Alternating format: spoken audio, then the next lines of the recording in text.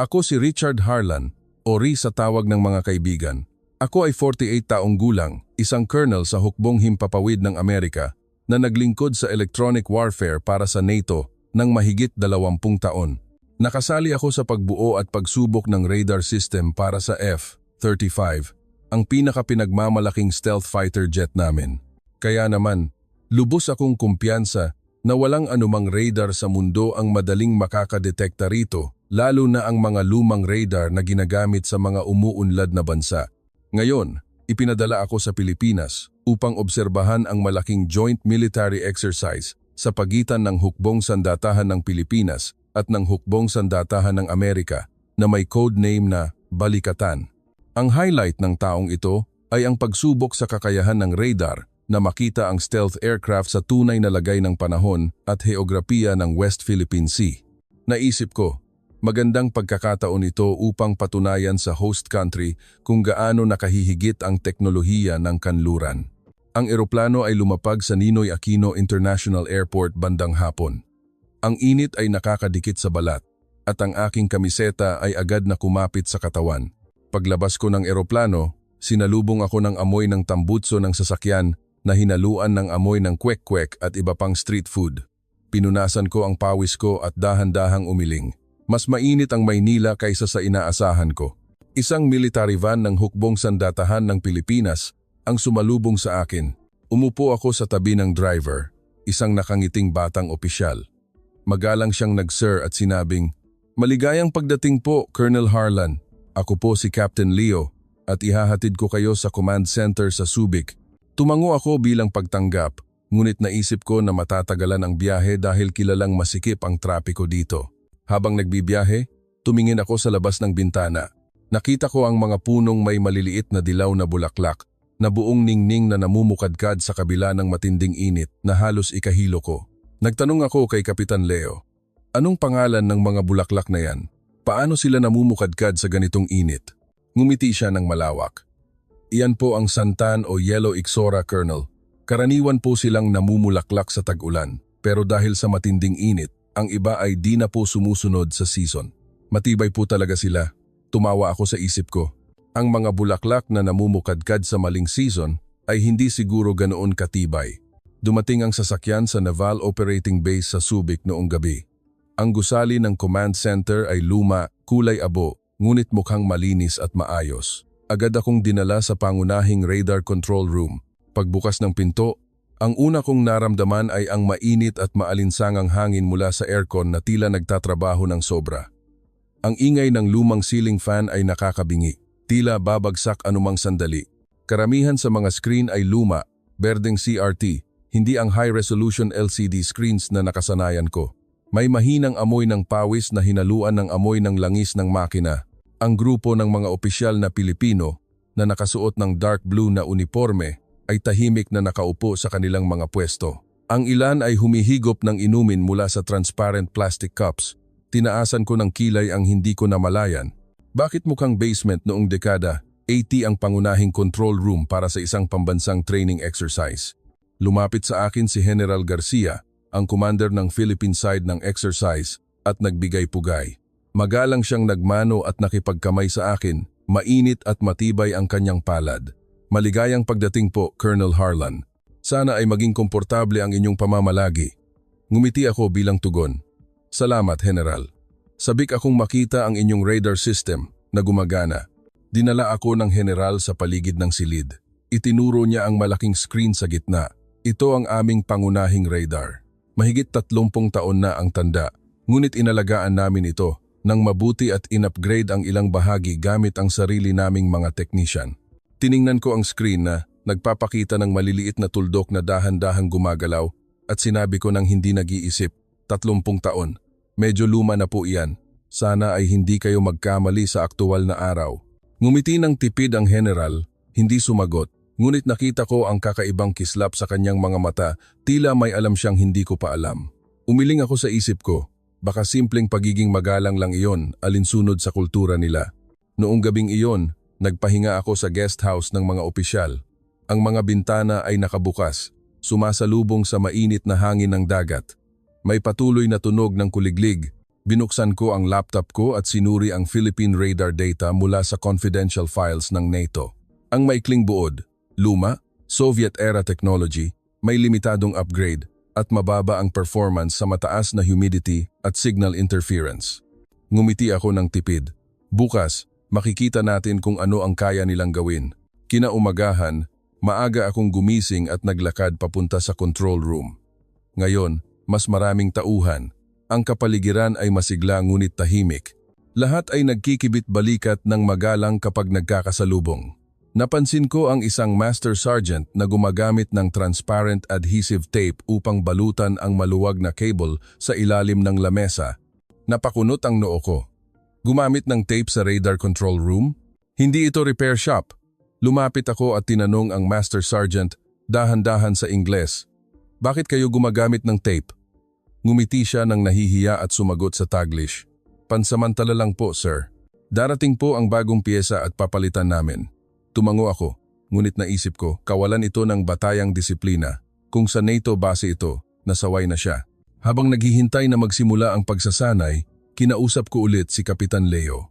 Colonel, sa tingin niyo po ba'y madedetekta ang F-35? Ngumiti ako ng malawak. Napakahirap, Kapitan. Ang aming stealth technology ang pinaka-advanced.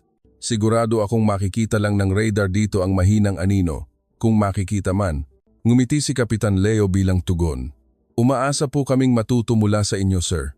Ngunit naramdaman ko ang sobrang pagiging magalang sa tono niya. Tila may tinatago siyang kumpiyansa. Tumawa ako sa isip ko.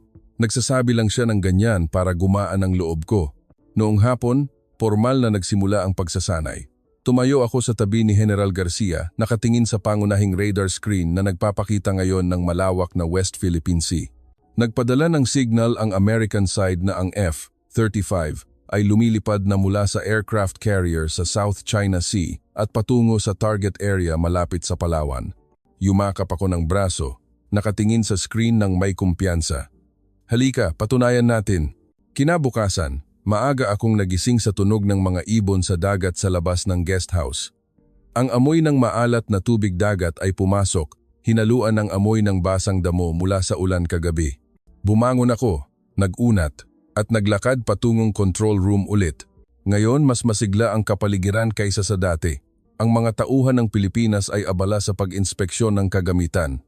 Ang iba ay may dalang pen, tinitingnan ang checklist. Ang iba naman ay nag-aayos ng maliliit na antena gamit ang kanilang kamay. Napansin ko ang parehong Master Sergeant na gumamit ng tape kahapon, nakaupo at humihigop ng kapeng galing sa lokal na brand na may larawan ng isang jeepney. Nakita niya ako, tumayo siya agad at nagbigay pugay. Tumango ako at nagtanong, hindi pa napapalitan ang cable na binalutan ng tape kahapon? Hindi pa ba dumating ang bagong pyesa? Ngumiti siya ng nahihiya at sumagot, hindi pa po sir, naantala po dahil sa holiday. Pero ang tape po na ginamit ay special type, mataas ang moisture resistance. Walang problema po. Dahan-dahan akong umiling sa isip ko. Special tape? Mukhang palusot. Pero hindi na ako nagkomento.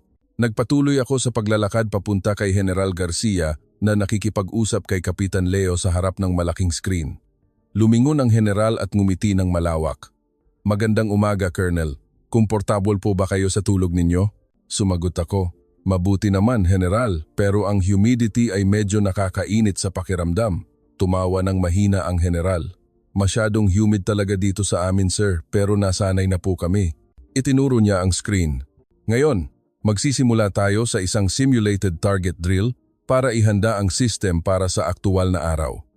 Gusto ba ninyong tingnan ng mas malapitan, Colonel? Tumango ako at sumunod. Umupo sa tabi ng Chief Operator, si Master Sergeant Rommel.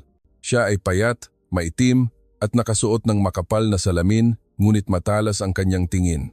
Nagmano si Sergeant Rommel sa akin ng mahina at sinabing, ako po ang may responsibilidad sa screen na ito, sir. Kung may katanungan po kayo, huwag po kayong mag-atubiling magtanong.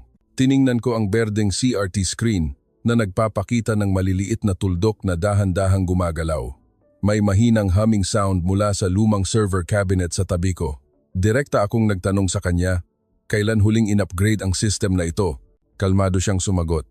Patuloy po ang aming pag-upgrade, sir. Ang ilang bahagi ay kami na mismo ang nag-aayos dahil matagal dumating ang mga spare parts mula sa ibang bansa. Tinaasan ko ng kilay.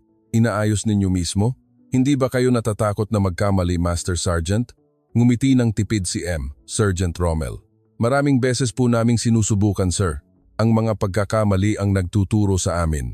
Nakikinig ako at naisip ko, pagkatuto mula sa pagkakamali, hindi ito laboratorio ng kolehiyo. Pero ngumiti pa rin ako bilang paggalang. Nagsimula ang pagsasanay. Ang American side ay nagpadala ng C-130 transport plane upang magsilbing simulated target na lumilipad ng mababa sa West Philippine Sea. Ang NATO radar, na konektado ko sa satellite, ay nagpakita ng malinaw na imahe agad. Ngunit nang tiningnan ko ang screen ng Pilipinas, blanko pa rin. Pagkaraan ng halos 10 segundo, dahan-dahang nagsalita si M, Sergeant Rommel. Nakita na po namin. At pagkatapos ay lumabas ang isang maliit na signal dot sa screen. Napakunot ang noo ko. Mas mabagal ng 4 na segundo kaysa sa standard ng NATO. Malakas kong sinabi.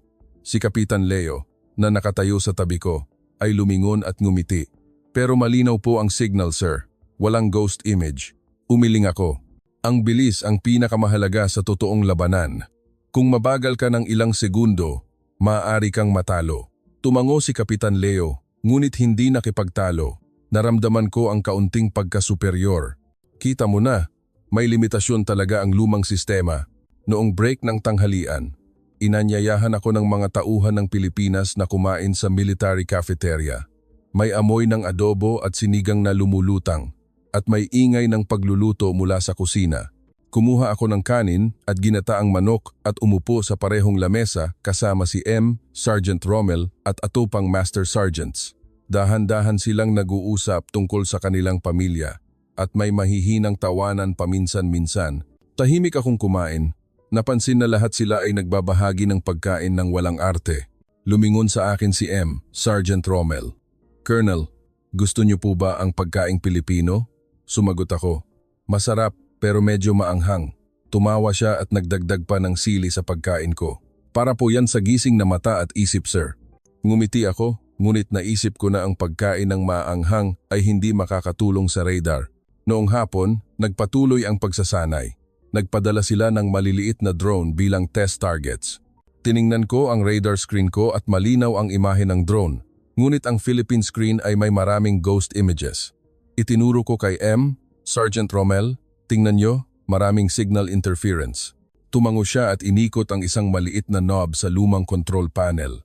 Dahan-dahang nawala ang ghost images at tanging ang malinaw na tuldok ng drone ang natira. Nagulat ako. Paano mo inayos iyan? Sumagot siya. Inaayos po namin ng kaunti ang frequency, sir, upang i-filter ang interference mula sa mga bangka ng mangingisda sa West Philippine Sea. Natahimik ako sandali. Bangkang pangisda. Bakit kailangan nilang isipin iyon? Si Kapitan Leo, na nagdadaan, ay narinig iyon at nagdagdag. Marami pong bangka sa West Philippine Sea, sir. Kung hindi po namin i-filter ng maayos, magiging mali po ang signal. Nagsimula akong makaramdam ng kakaiba. Ang sistema ng NATO ay hindi kailanman kailangang i-adjust ng ganyan dahil dinisenyo kaming gumana sa malinis na kapaligiran. Ngunit hindi pa rin ako sumuko. Sinabi ko, ang ganyang uri ng adjustment ay masyadong delikado, hindi ba? Ngumiti ng tipid si M, Sergeant Rommel. Delikado, pero tumpak, sir. Matagal na po namin itong ginagawa. Noong gabing iyon, naglakad ako pabalik sa guest house ng mag-isa. Nakita ko ang maliliit na dilaw na bulaklak sa tabi ng daan. Namumulaklak pa rin kahit na mainit at maalinsangan ang hangin. Naisip ko, ang mga punong ito ay parang ang radar system dito sinusubukang mamulaklak sa hindi angkop na kalagayan. Ngunit nananatili akong kumpiyansa na bukas. Sa aktual na araw, mapapatunayan ng F-35 na ang advanced technology ang mananalo. Hindi ko naisip kung ano ang mangyayari kinabukasan. Dumating na ang aktual na araw ng malaking pagsasanay. Maaga noong umaga, ang kalangitan sa West Philippine Sea ay malinaw. Ang mahinang hangin ng dagat ay nagdala ng maalat at maumid na amoy sa control room. Ang tunog ng alon na umaabot sa baybayin ay naririnig mula sa malayo, kasabay ng ingay ng ceiling fan na parang umuungol pa rin. Tumayo ako, yumakap ng braso sa tabi ni General Garcia Nakatingin sa pangunahing radar screen na ngayon ay nagpapakita ng malawak na West Philippine Sea sa malalim na berde. Tahimik ang lahat sa silid. Ang mga tauhan ng Pilipinas ay nakaupo sa kanilang mga pwesto. Nakatutok ang mga mata. Inayos ni M. Sergeant Romel ang kanyang salamin at yumuko, nakatingin sa lumang control panel. Si Kapitan Leo ay nakatayo sa tabi. May hawak na mainit na kape na may matamis na amoy ng lokal na kape na may kondensada. Nagpadala ng signal ang American side sa encrypted channel na ang F-35 ay handa ng lumipad at patungo sa simulated target. Ngumiti ako ng tipid, lubos na kumpiyansa. Ang NATO radar na konektado ko sa satellite ay nagpakita ng blanco, wala ni anino ng stealth aircraft. Dahan-dahan akong nagsalita kay General Garcia. Kita nyo na, General? Talagang perpekto ang aming stealth technology. Ngumiti ng tipid ang general, hindi sumagot. Nakatutok pa rin ang kanyang mga mata sa malaking screen. Lumipas ang 5 minuto, 10 minuto. Ang Philippine screen ay blanco pa rin. Nakaramdam ako ng pagkaluwag sa kalooban. Mabuti, walang sinuman ang makakadetekta. Ngunit pagkatapos, dahan-dahang gumalaw si M. Sergeant Romel. Ang kanyang kamay ay dahan-dahang umikot sa isang knob. Ang mahinang huming ng makina ay umingay ng kaunti. Dahan-dahan siyang nagsalita. May mahinang signal po, sir. Tumawa ako sa isip ko. Mahinang signal? Siguro ibon lang ulit o bangkang pangisda. Ang isang maliit, berdeng tuldok ay nagsimulang kumurap ng dahan-dahan sa screen sa eksaktong posisyon kung saan dapat naroroon ang F. Number 5. Napakunot ang noo ko. Ano? Nagpatuloy si M. Sergeant Romel. Nalock na po namin ang target. 60 nautical miles ang layo. Napakababa ang altitude. Dali-dali akong lumingon sa sarili kong NATO screen. Blanco pa rin. Wala. Ang puso ko ay nagsimulang bumilis. Imposible! Malakas kong sinabi. Lumingon si Kapitan Leo at ngumiti. Na-detect po ng aming radar, Colonel. Tumango si General Garcia at kinumpirma ng isa pang opisyal ang target lock at ipinadala ang data sa Air Defense Unit. Agad na umingay ang radyo. Target detected at ready. Hinihiling ang pahintulot para sa simulation ng interception. Ang American side ay sumagot sa gulat na tono. Hilingin na itigil ang simulation. Hindi namin inaasahan na may detect. Nagkaroon ng katahimikan sa control room sandali bago nagsimulang ngumiti at dahan-dahang pumalakpak ang lahat. Tumayo ako nang hindi makapagsalita, nakatingin sa screen na nagpapakita ngayon ng malinaw na landas ng F-35. Tila hindi ito stealth. Malamig na pawis ang tumulo sa likod ko. Lumingon ako kay M. Sergeant Romel, nanginginig ang boses. Paano nyo ginawa iyan? Sa lumang radar na ganyan. Kalmado siyang ngumiti. In-adjust po namin ang frequency para umangkop sa maumid na panahon at interference sa dagat, sir. Ang ilang bahagi ay inayos namin ang circuit mismo upang mas mahusay na makita ang mahihinang echo signals. Nalilito pa rin ako. Ngunit sinabi ng confidential data ng NATO na luma na ang system na ito. Nagdagdag si Kapitan Leo. Luma po, pero kilala po namin ito ng mabuti, Colonel. Kasama po namin ito araw-araw. Inaalagaan po namin ito tulad ng isang matanda naming kamag-anak. Lumabas ako sa control room na nanginginig ang mga binti. Ang init sa labas ay humampas sa aking mukha, ngunit nakaramdam ako ng lamig. Naglakad ako sa tabi ng baybayin, nakatingin sa mga alon na humahampas sa pampang. Ang mainit na buhangin ay mahina sa ilalim ng aking mga paa. Naisip ko, ano ba talaga ang nangyayari? Minsan, kumpiyansa akong alam ko ang lahat tungkol sa stealth radar, ngunit ngayon, ang lahat ng pinaniniwalaan ko ay gumuho. Ang sistema na minamaliit ko ay nagawa ang hindi nagawa ng aming advanced system sa totoong kalagayan. Noong gabing iyon, inanyayahan ako ni General Garcia na kumain ng sariwang seafood sa isang maliit na restaurant sa tabi ng base. May amoy ng inihaw na isda na lumulutang. Umupo kami sa lumang wooden table sa ilalim ng mahinang ilaw. Itinaas niya ang baso ng beer at mahinang nag-toast sa akin. Memorable na araw ito, Colonel. Itinaas ko ang baso ko ngunit hindi pa rin makapagsalita. Nagpatuloy ang general. Ang aming radar ay hindi bago, ngunit kilala ito ng mabuti ng aming mga tao. Kilala namin ang dagat na ito ng mabuti. Alam namin kung saan nagmumula ang interference. Kaya in-adjust namin ito upang gumana sa totoong kalagayan. Nagtanong ako, at bakit hindi na lang kayo bumili ng mga bagong system? Ngumiti ang general. Limitado po ang budget, ngunit mayroon kaming tiyaga at kaalaman na naipon. Kung bibili kami ng lahat ng bago, baka makalimutan namin kung paano lutasin ang problema ng kusa. Ang mga salitang iyon ay tumama sa akin ng malakas. Minsan, naisip ko na ang pagkakaroon ng pera para bumili ng mahal na teknolohiya ang sagot. Ngunit ngayon, nagsimula akong magduda. Noong gabing iyon, nakatingin ako sa kisame ng guest house. Ang patuloy na tunog ng kuliglig ay umingay. Nakita ko ang imahe ng mga dilaw na bulaklak na namumukadkad sa tabi ng daan sa aking isip. Baka, ang mga punong namumulaklak sa maling season ay mas matibay kaysa sa inaakala ko. Nakaramdam ako ng pagkalito na hindi ko pa nararanasan. Bago ako makatulog, naisip ko, paano ito nangyari? Kinabukasan, nagising ako na may mabigat na pakiramdam sa aking dibdib. Ang tunog ng mga ibon sa dagat sa labas ay hinaluan ng mahinang tunog ng alon na humahampas sa pampang. Ang amoy ng maalat at maumid na tubig dagat ay pumasok sa bintana na nakabukas ng bahagya. Bumangon ako, umupo, at tumingin sa lumang wooden ceiling na may maliliit na lamat at huminga ng malalim. Ang nangyari kahapon ay patuloy na umiikot sa aking isip. Ang imahe ng lumang radar screen na malinaw na nag-lock sa F-35, tila hindi ito stealth. Umiling ako.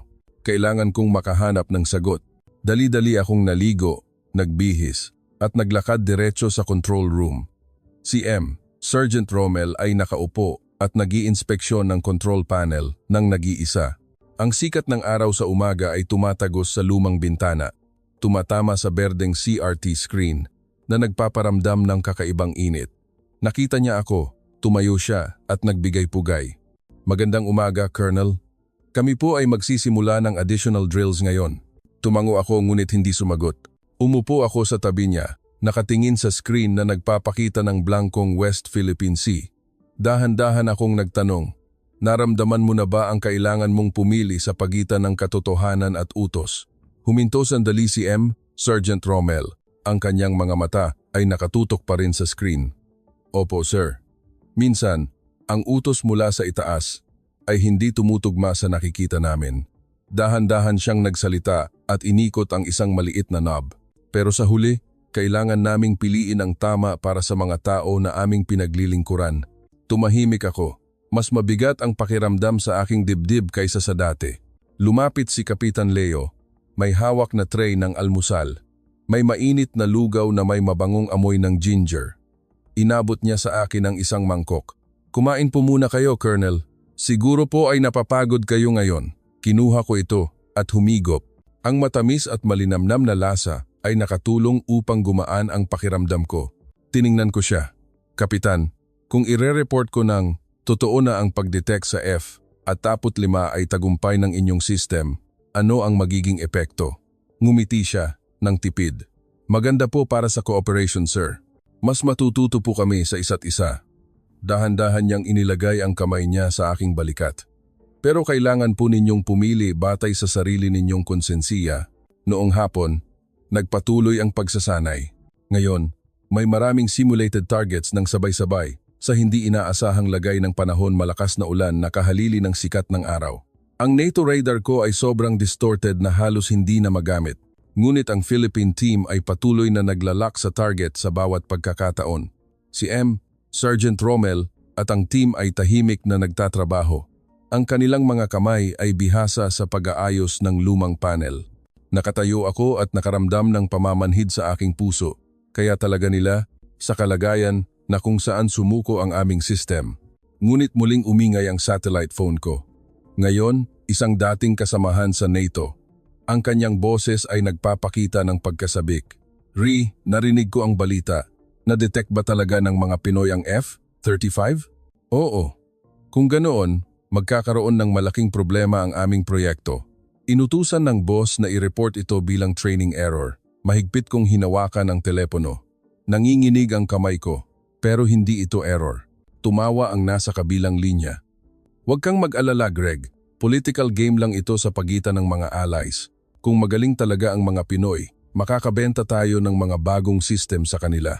Mas maraming pera, iyon ang mahalaga." Ibaba ko ang telepono. Ang galit na hinaluan ng pagkalito ay kumukulo sa aking dibdib. Mabilis akong lumabas sa control room. Muling nagsimula ang malakas na ulan. Ang malamig na tubig ulan ay humampas sa aking mukha ngunit hindi ko ito pinansin. Naglakad ako diretso kay General Garcia na nakatayo, nanonood ng pagsasanay mula sa balkonahe. Malakas akong nagsalita, "General, inutusan akong mag-report ng kasinungalingan na may error ang inyong system." Lumingon ang general. Kalmado ang kanyang mga mata. "At ano ang gagawin ninyo, Colonel?" Dahan-dahan niyang sinabi, ngunit may bigat. Tumayo ako. Binabasa ng tubig ulan ang aking katawan. Hindi ko alam. Ngumiti ng tipid ang general at itinuro ang dilaw na bulaklak sa tabi ng balkonahe na binabasa ng ulan. "Tingnan ninyo ang bulaklak na iyan. Namumulaklak ito kahit na umuulan ng malakas dahil alam nito na kailangan nitong tumayo ayon sa sarili nitong season." Tiningnan ko ang bulaklak na basang-basa, ngunit mukhang masigla pa rin. Ang puso ko ay nagsimulang gumuho. Natatakot ako na kung i-report ko ang totoo, tapos na ang aking karera. Tumango ang general. "Ang takot ay normal, Colonel. Ngunit ang katotohanan ang mas mahalaga." Inilagay niya ang kamay niya sa aking balikat. "Nakita ninyo sa sarili ninyong mga mata. Alam ninyo kung ano ang tama." Tumayo ako roon ng matagal. Malakas ang pag-ulan sa paligid ko. Ang pressure mula sa Washington, mula sa aking mga kasamahan, mula sa inaasahan ng NATO ay humampas sa akin. Pakiramdam ko ay nalulunod ako. Ngunit pagkatapos, naisip ko ang Philippine team na tahimik na nagtatrabaho sa mainit at maalinsangang silid. Ang imahe ni Sergeant Rommel na bihasa sa pag-aayos ng lumang panel. Ang imahe ni Kapitan Leo na ngumiti ng magalang kahit na minamaliit. Lahat ay pumasok sa aking isip. Lumingon ako sa general, nanginginig ang boses. "Ire-report ko po ang totoo, general." Ngumiti ng malawak ang general. "Magaling, Colonel. Iyan ang tamang daan." Naglakad ako pabalik sa guest house na basang-basa, ngunit nagsimulang gumaan ang pakiramdam ko. Alam kong hindi pa tapos ang aking pagdurusa, ngunit hindi bababasa, pinili ko ang tamang panig. Naisip ko, baka, mali talaga ako noong una. Ang araw na iyon ang huling araw ng pagsasanay. Ang pressure sa aking isip ay umabot sa pinakamataas na punto. Maaga pa noong umaga, madilim pa ang kalangitan. Malakas pa rin ang ulan. Ang ingay ng ulan na humahampas sa bubong ay parang kulog. Ang amoy ng basang lupa at maalat na tubig dagat ay lumulutang na halos hindi na ako makahinga. Tumayo ako sa harap ng control room. Mahigpit kong hinawakan ang satellite phone, naghihintay ng oras upang ipadala ang huling report sa Washington. Binuksan ko ang pinto. Mas mainit at maalinsangan ang silid kaysa sa dati. Ang ceiling fan ay umuungol ng malakas dahil sa humidity. Si Sergeant Rommel at ang team ay nag-i-inspeksyon ng system sa huling pagkakataon. Si General Garcia ay nakatayo, yumakap ng braso, nakatingin sa malaking screen. Inabot sa akin ni Kapitan Leo ang isang tasa ng mainit na kape. Ang mabangong amoy ay nakatulong upang gumaan ang pakiramdam ko. "Ito na ang araw ng pagtatapos, Colonel," malambing na sinabi ng general. Ngunit ang kanyang mga mata ay nakatutok sa akin, tila alam niya ang lahat. Tumango ako at umupo sa tabi ni Sergeant Rommel. Nanginginig ng kaunti ang aking kamay. Binuksan ko ang laptop ko, konektado sa encrypted channel. Ang draft ng huling report ay naghihintay. Sinulat ko ang 2 draft. Ang isa ay nagsasabing ang pag-detect ay training error, at ang isa ay nagsasabi ng buong katotohanan. Ang ulan sa labas ay lumakas. Ang ingay ay humampas sa salamin. Ang tubig ulan ay tumalsik. Binasa ang lumang sementadong sahig. Ang Philippine team ay tahimik pa ring nagtatrabaho. Walang nagreklamo tungkol sa ulan o init. Tiningnan ko sila at nakaramdam ako ng kalungkutan. Lumapit si Kapitan Leo at umupo sa tabi ko. "Nakapagdesisyon na po ba kayo, sir?" Dahan-dahan siyang nagsalita, hindi nakatingin sa akin. Huminga ako ng malalim. "Oo, ire-report ko ang totoo." Ngumiti siya ng malawak at inilagay ang kamay niya sa aking balikat. "Magaling, Colonel. Hindi kayo magsisisi." Ngunit ako ay panik pa rin. Pinindot ko ang send para sa totoo kong report. Agad na lumakas ang katahimikan sa silid. Alam ko, tapos na ang lahat ngayon. Ang aking karera, ang karangalan na naipon ko, ang kumpiyansa mula sa NATO, ay maaaring gumuho sa loob ng ilang oras.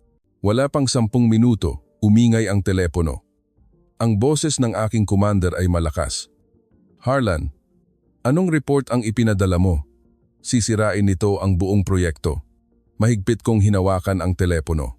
Ang malamig na tubig ulan ay tumalsik at tumama sa aking braso. Sir, iyon po ang totoo. Na-detect talaga ng Philippine system dahil sa smart upgrades at totoong karanasan. Sumigaw ang nasa kabilang linya. Traidor ka. Tatawagin ka pabalik at iimbestigahan agad. Ibinaba ko ang telepono. Nanginginig ang aking kamay. Umiikot ang silid. Tumayo ako, ngunit nanginginig ang aking mga binti. Lumapit si General Garcia upang tulungan ako. Huminahon kayo, Colonel. Ginawa ninyo ang tama. Tiningnan ko siya. May luha sa aking mga mata, pero baka mawala ang lahat sa akin. Ngumiti ng kalmado ang general. Minsan, ang pagkawala ng luma ay ang pagkakaroon ng bago na mas mahalaga. Lumingon si M, Sergeant Rommel at nagsalita. Salamat po, sir, sa paniniwala sa aming nakita. Tumayo ako roon sa gitna ng malakas na ulan. Dahan-dahang nawala ang panik, naging kakaibang kaluwagan. Alam kong tama ang pinili ko, kahit na magbayad ako ng malaki. Formal na nagtapos ang pagsasanay. Ang American side ay tahimik na nagpadala ng signal ng pagtanggap sa resulta. Dahan-dahang pumalakpak ang Philippine team. Walang nagmayabang. Lahat ay nagbigay pugay sa isa't isa nang may magalang na ngiti. Tumayo ako at tiningnan sila. Ang pakiramdam ng pasasalamat ay lumitaw sa aking puso. Hindi lang kayo magaling, kundi mapagkumbaba rin. Noong gabing iyon, tumigil ang ulan. Ang kalangitan ay nagsimulang lumiwanag. Naglakad ako sa tabi ng baybayin ng mag-isa. Dahan-dahang humampas ang alon sa pampang. Ang basa at malamig na buhangin ay nasa ilalim ng aking mga paa. Nakita ko ang mga dilaw na bulaklak na namumulaklak pagkatapos ng ulan. Ang mga talulot ay basang-basa, ngunit masigla kaysa sa dati. Inabot ko ang aking kamay, hinawakan ang dahon at bulaklak, malamig at basa, ngunit matibay. Alam kong nagbago ako ng tuluyan. Halos hindi ako nakatulog noong gabing iyon. Ang tunog ng alon sa dagat ay patuloy na umingay, hinaluan ng ulan na umuulan pa rin sa labas. Ang amoy ng maalat at maumid na tubig dagat ay pumasok ng malakas na nagbigay ng bigat sa aking dibdib. Bumangon ako, umupo sa kama at tumingin sa lumang wooden ceiling na may maliliit na lamat at huminga ng malalim. Ang report na ipinadala ko sa Washington ay naghihintay ng sagot, ngunit alam kong hindi iyon papuri. Minsan, isa akong colonel na may pinakamataas na tiwala sa NATO. Ang buhay ko ay ang pagbuo ng advanced technology. Ngunit ngayon, ang lahat ng pinaniniwalaan ko ay gumuho dahil sa lumang radar system sa maliit na bansang ito. Kinabukasan, nagising ako na may matinding sakit ng ulo. Ang sikat ng araw ay tumatagos sa basang ulan na bintana, tumatama sa lumang sementadong sahig sa guest house. Naghugas ako ng mukha gamit ang malamig na tubig, umaasang luminaw ang aking isip. Ngunit ang imahe kahapon ay patuloy na umiikot. Naglakad ako sa military dining room. May amoy ng mainit na lugaw na lumulutang, hinaluan ng amoy ng Filipino spices na nakasanayan ko na. Si Kapitan Leo ay nakaupo at kumakain ng nag-iisa. Nakita niya ako, ngumiti siya at tumayo upang magbigay pugay. Tumango ako at umupo sa tapat niya, humihigop ng mapait na itim na kape mula sa lumang plastic cup. Colonel, mukhang hindi po kayo komportable. Dahan-dahan niyang sinabi. Ang kanyang kamay ay dahan-dahang nagsusubo ng kanin. Tiningnan ko siya at sinabi, ipinadala ko na ang totoo kong report, pero natatakot ako na sisirain nito ang lahat ng binuo ko. Tumango si Kapitan Leo, hindi sumagot agad, ngunit ang kanyang mga mata ay puno ng pag-unawa. Ibinaba niya ang kutsara at nagsalita. Minsan, masakit ang katotohanan, sir, pero kung hindi natin ito tatanggapin, hindi tayo uunlad. Mahigpit kong hinawakan ang tasa ng kape. Nanginginig ng kaunti ang aking kamay. Pero baka mawala ang aking trabaho, ang karangalan ko, ang aking mga kasamahan. Ang mga salitang iyon ay lumabas kasabay ng mabigat na pakiramdam sa aking dibdib. Minsan, naisip ko na malakas ako. Ngunit ngayon, pakiramdam ko ay isang bata na natatakot sa dilim. Ngumiti ng tipid si Kapitan Leo at itinuro ang bintana. Tingnan ninyo ang dagat sa labas, sir. Malakas ang hampas ng alon, pero sa huli, palaging humihinahon. Lumingon ako. Malakas ang hampas ng matataas na alon sa pampang. Tumalsik ang tubig at naging puting bula, ngunit sa dulo, ang dagat ay malawak at kalmado. Nakaramdam ako ng pagkalito. Ang imaheng iyon ay nagpapaalala sa akin ng sarili ko. Hinihampas ako ng alon ng pressure, pero baka ang kapayapaan ay naghihintay sa unahan. Dahan-dahan akong nagsalita. Hindi ko alam kung tama ang ginawa ko. Kasabay nito, muling umingay ang satellite phone ko. Ngayon, isang malapit na kasamahan mula sa NATO base sa Europa. Ang kanyang boses ay nagpapakita ng takot. "Ri, anong ginawa mo?" Galit na galit ang boss. "Ang report mo ay nagpapa-question sa F-35 project sa buong board." Mahigpit kong hinawakan ang telepono. Mabilis ang tibok ng puso ko. Pero iyon ang totoo. Nagawa talaga ng Philippine system. Tumawa ng mapanukso ang nasa kabilang linya. "Ang totoo? Nababaliw ka na ba, Greg? Politics ito, hindi laboratorio. Kung hindi mo babawiin ang report, sisiguraduhin kong matatanggal ka." Ibinaba ko ang telepono. Manhid ang aking kamay.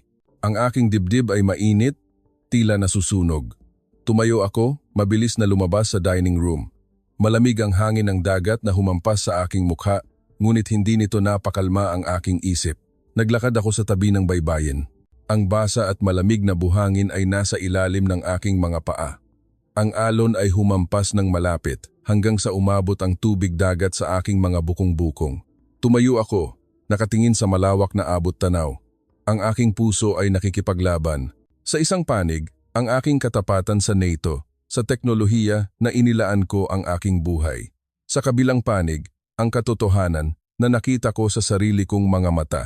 Ang lumang radar system na minamaliit, ngunit gumana sa totoong kalagayan na hindi nagawa ng aming advanced system. Naisip ko ang aking dating buhay sa Amerika. Ang malamig na laboratorio, ang mamahaling kagamitan, ang mga kasamahan na tumawa tungkol sa lumang teknolohiya ng silangan. Ngunit ngayon, malayo ang imaheng iyon.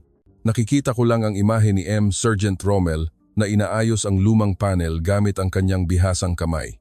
Si Kapitan Leo nangumiti ng magalang kahit na minamaliit. Si General Garcia na kalmado ngunit may bigat. Ang pressure ay humampas. Kung babawiin ko ang report, baka makaligtas ako. Ngunit paano ako mamumuhay sa sarili ko? Minsan, itinuro ko sa aking mga tauhan na ang katapatan ang batayan ng trabaho, ngunit ngayon pinipilit akong magsinungaling. Umupo ako sa basang buhangin. Inilagay ko ang aking mga kamay sa aking ulo. Ang tunog ng alon ay umingay sa aking tainga. Ang amoy ng maalat na tubig dagat ay nagpaalala sa akin ng luha. Nakaramdam ako ng kalungkutan at pagkalito na hindi ko pa nararanasan. Noong hapon, bumalik ako sa control room upang kunin ang aking mga gamit. Si Sergeant Rommel ay nakaupo, pinupunasan ang lumang screen. Nakita niya ako at ngumiti. "Aalis na po ba kayo, Colonel?" Tumango ako. "Oo, pero hindi ko pa alam kung ano ang magiging future ko." Ibinaba niya ang tela at nagsalita. "Kahit ano pa po, ginawa na ninyo ang pinakamahusay, sir." Ang mga salitang iyon ay tumama sa aking puso, ngunit hindi pa rin ako sumagot. Noong gabing iyon, naglakad ako papunta kay General Garcia sa balkonahe. Nakatayo siya, nakatingin sa dagat na humihina. Ang sunset ay nagbigay ng kulay kahel at pula na kuminang sa ibabaw ng dagat. Tumayo ako sa tabi niya ng tahimik sandali at pagkatapos ay nagsalita. "Pinipilit po akong bawiin ang report, General." Lumingon ang General. Kalmado ang kanyang mga mata. "At ano ang gagawin ninyo?" Dahan-dahan niyang sinabi. Hinawakan ko ang lumang kahoy na rehas ng balkonahe. Huminga ako ng malalim. Hindi ko po alam, natatakot akong mawala ang lahat, pero ayoko ring magsinungaling. Ngumiti ng tipid ang General. "Ang takot ay nagpapaisip sa atin ng sobra, sir. Pero subukan ninyong tanungin ang sarili ninyo. Ano ang nakita ninyo dito?" Tumingin ako sa dagat. Ang alon ay humina, ngunit patuloy pa ring humahampas. Naisip ko ang mga dilaw na bulaklak na namumulaklak kahit sa tag-init. Dahan-dahan akong nagsalita. "Nakita ko po ang tiyaga at katapatan." Tumango ang General. "Yan po ang kailangan ninyong panghawakan." Tumayo ako roon, nang matagal. Ang puso ko ay nagsimulang gumuho ng kaunti, ngunit ang pressure ay nandyan pa rin. Alam kong ang desisyong ito ay magpapabago sa aking buhay ng tuluyan. Noong gabing iyon, muli akong nakatingin sa kisame. Ang patuloy na tunog ng kuliglig ay umingay. Naisip ko, ano ba talaga ang nangyayari? Ngunit sa kaibuturan, alam kong malapit na akong makahanap ng sagot. Ang araw na iyon ang huling araw ko sa Subic Naval Base. Maaga noong umaga, maliwanag ang kalangitan pagkatapos tumigil ang ulan. Ang sikat ng araw ay mainit na tumama sa basa at maumid na buhangin. Ang amoy ng lupa pagkatapos ng ulan na hinaluan ng maalat na amoy ng dagat ay dahan-dahang lumulutang. Tumayo ako sa harap ng guest house. Nakatingin sa dagat na humina, ang alon ay dahan-dahang humampas. Ang tunog ay sasa sa ilalim ng aking mga paa. Alam kong kailangan kong harapin ang sarili ko. Dahan-dahan akong naglakad papunta kay General Garcia na nakatayo sa balkonahe, nakatingin sa dagat. Nakita niya ako, ngumiti siya ng malawak at dahan-dahang nagbigay-pugay. Nagbigay-pugay din ako at tumayo sa tabi niya ng tahimik sandali. Ang amoy ng mainit na kape mula sa kanyang tasa ay mahinang lumulutang. General, dahan-dahan kong sinabi. Nanginginig ng kaunti ang aking boses. Sobrang pinipilit po ako mula sa Amerika. Gusto po ng Washington na palitan ko ang report. Sabihin na may error ang inyong radar system. Lumingon sa akin ang general. Kalmado ngunit matalas ang kanyang mga mata. At ano po ang iniisip ninyo, Colonel? Dahan-dahan siyang nagsalita. Ang kanyang kamay ay nakahawak sa lumang kahoy na rehas ng balkonahe na may mga lamat mula sa sikat ng araw at ulan. Huminga ako ng malalim. Tumingin sa malawak na dagat. Nakita ko po sa sarili kong mga mata na gumana ang inyong system. Hindi po iyon error. Pero kung igigiit ko ang totoo, baka mawala ang lahat sa akin ang trabaho ko, ang karangalan na naipon ko, ang tiwala mula sa NATO.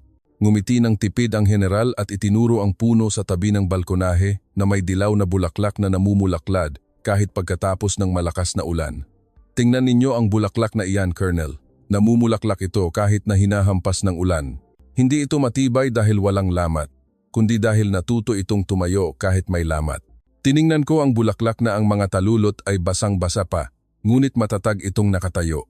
Ang puso ko ay nagsimulang gumuho, pero hindi ako puno.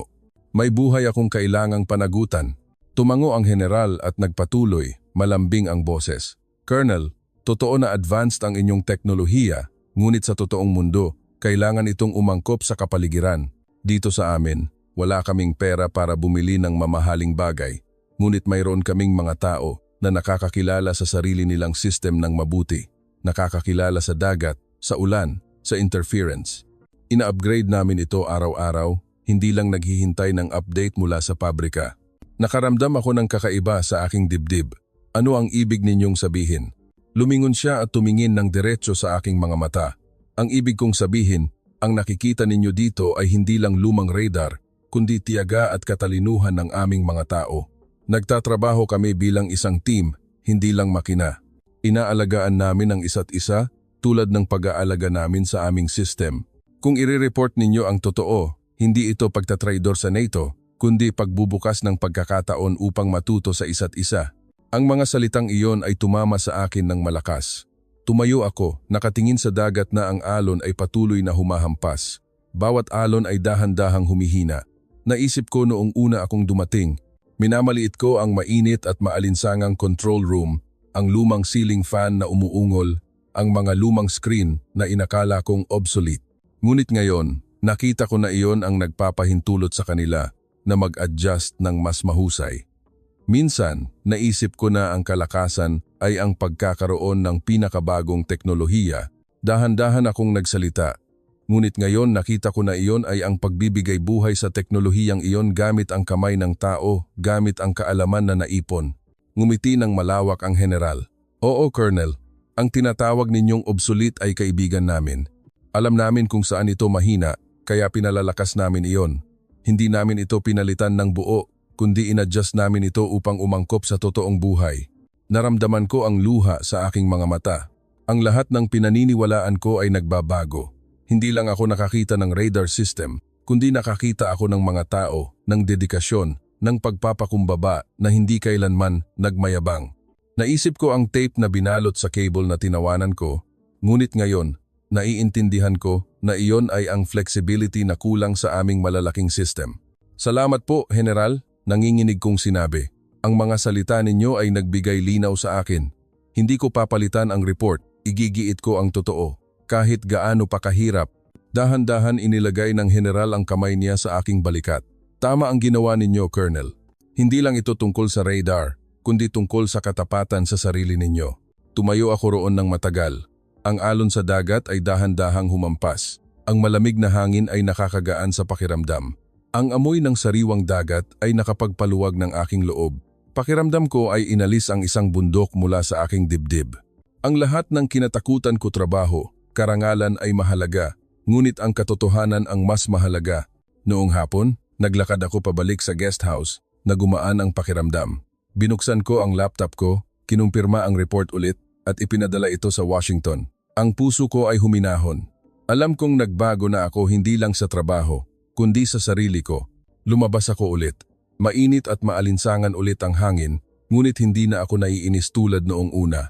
Naglakad ako sa tabi ng baybayin. Ang mainit na buhangin ay mahina sa ilalim ng aking mga paa. Ang alon sa dagat ay dahan-dahang humampas. Ang tunog ay sasa. Nakita ko ang puno sa tabi ng daan na may dilaw na bulaklak na namumulaklad pa rin kahit na mainit ang panahon. Ang mga talulot ay dahan-dahang umuugoy sa mainit na hangin, ngunit masigla at matibay pa rin. Ngumiti ako sa isip ko. Baka mali talaga ako noong una. Alam ko na ang natutunan ko dito ay hindi lang teknolohiya, kundi life lesson. Kinabukasan, nagising ako na may pakiramdam ng kaluwagan na hindi ko pa nararanasan. Ang sikat ng araw sa umaga ay tumatagos sa bintana ng guest house, tumatama sa lumang sahig na nagbigay ng init. Ang amoy ng maalat na dagat na hinaluan ng amoy ng basang damo pagkatapos ng ulan ay dahan-dahang pumasok. Bumangon ako, nagunat, at naghugas ng mukha gamit ang malamig na tubig. Kalmado ang aking isip. Alam ko kung ano ang kailangan kong gawin. Kinuha ko ang satellite phone ko at tinawagan ang commander sa Washington. Umingay ang tawag ng 2,003 beses bago sinagot ng nasa kabilang linya. Harlan, sigurado ka ba? Huminga ako ng malalim at nagsalita ng may bigat. Opo sir, igigiit ko ang totoo kong report. Na-detect talaga ng Philippine Radar System ang F-35 dahil sa matalinong upgrades at totoong karanasan. Tumahimik sandali ang nasa kabilang linya at pagkatapos ay nagsalita ng may bigat. Alam mo ba na sisirain nito ang proyekto? Maaaring imbestigahan ka. Tumingin ako sa labas ng bintana. Ang malawak na dagat ay kalmado. Dahan-dahang humampas ang alon. Alam ko po sir, ngunit ang katotohanan ang mas mahalaga. Kung matututo tayo mula sa ating allies, magiging mas malakas tayo. Napabuntong hininga ang nasa kabilang linya. Okay Harlan, ire-report ko ito. Pero maghanda ka. Ibinaba ko ang telepono. Nanginginig pa rin ng kaunti ang aking kamay ngunit gumaan ang pakiramdam ko. Alam kong tama ang pinili ko. Nagbihis ako at naglakad diretso kay General Garcia sa command center. Nakatayo siya, nakikipag-usap kina Kapitan Leo at Sergeant Rommel sa harap ng radar screen na nagpapakita pa rin ng malinaw na imahe ng West Philippine Sea. Lumapit ako at nagsalita ng malakas upang marinig ng lahat.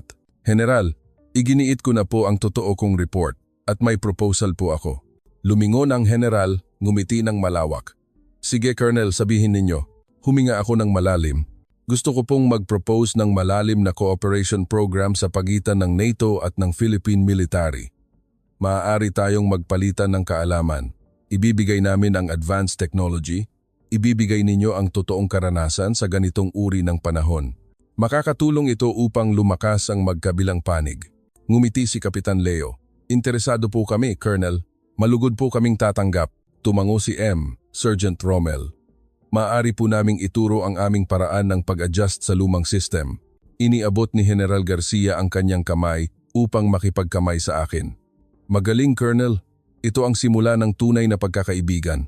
Mahigpit ko siyang kinamayan. Ang puso ko ay puno ng respeto. Ginugol namin ang umagang iyon sa pag-uusap tungkol sa detalye ng programa. Nagsulat ako ng detalyado. May mahihinang tawanan paminsan-minsan ng ikwento ni Sergeant Rommel ang tungkol sa pag-aayos ng circuit gamit ang sarili niyang kamay. Noong hapon, naglakad ako upang ipadala ang additional report sa email. Sinulat ko ang formal na proposal para sa cooperation program. Alam kong hindi ito madaling maaprubahan, ngunit kumpiyansa ako na tama ito. Isinara ko ang laptop ko at lumabas. Mainit at maalinsangan ulit ang hangin, ngunit hindi na ako naiinis tulad noong una. Naglakad ako sa tabi ng baybayin. Ang mainit na buhangin ay mahina sa ilalim ng aking mga paa. Ang alon sa dagat ay dahan-dahang humampas. Ang tunog ay sasa. Nakita ko ang puno sa tabi ng daan na may dilaw na bulaklak na namumulaklak pa rin kahit na matindi ang init. Ang mga talulot ay dahan-dahang umuugoy sa mainit na hangin, ngunit masigla at matibay pa rin. Tumayo ako at tiningnan ang bulaklak ng matagal. Minsan, naisip ko na namumulaklak ito sa maling season, na mahina ito, ngunit ngayon, naiintindihan ko na Namumulaklak ito dahil umangkop ito. Nagtiyaga ito sa init at ulan. Lumaki ito sa totoong kalagayan, hindi sa greenhouse tulad ng Philippine Radar System, tulad ng mga Pilipino na nakilala ko dito. Nagtiyaga sila, resourceful, at binibigyan nila ng bagong buhay ang luma. Ngumiti ako sa isip ko. Baka, mali talaga ako noong una. Alam ko na ang natutunan ko dito ay hindi lang teknolohiya, kundi life lesson. Noong gabing iyon, nag-impake ako. Naghahanda na bumalik sa Amerika. Hinatid ako ni Kapitan Leo sa van. Ngumiti siya at inabot sa akin ang isang maliit na kahon. Souvenir po, Colonel. Pinatuyong bulaklak. Mula sa punong iyon, kinuha ko ito ng may ngiti. Salamat, Kapitan. Iingatan ko ito ng mabuti. Umalis ang van. Tumingin ako sa labas ng bintana, nakita ang malawak na dagat. Ang kalangitan ay kulay kahel at pula habang lumulubog ang araw. Alam kong nagbago ako ng tuluyan. Hindi na ako ang dating Colonel Harlan na kumpiyansa lang sa teknolohiya ng kanluran, kundi isang tao na natuto mula sa malawak na mundo. Ang nangyari dito ay isang tunay na himala. Isang himala mula sa tiyaga at katalinuhan ng mga tao. Ipikit ko ang aking mga mata, dahan-dahang ngumiti, habang ang sasakyan ay patungo sa airport.